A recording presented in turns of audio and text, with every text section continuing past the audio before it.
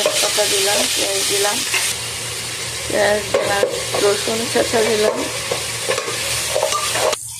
আদা দিলাম, হলুদ দিলাম, মিক্সড মশলা দিলাম, জিরা দিলাম, মরিচ দিলাম, লবণ দিলাম।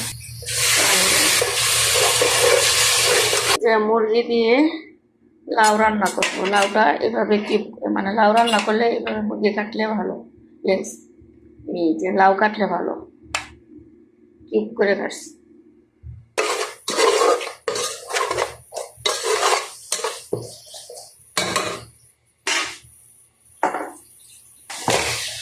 সিদ্ধ হয়ে গেছে। এখন লাউ দিয়ে পালং শাক রান্না করছি।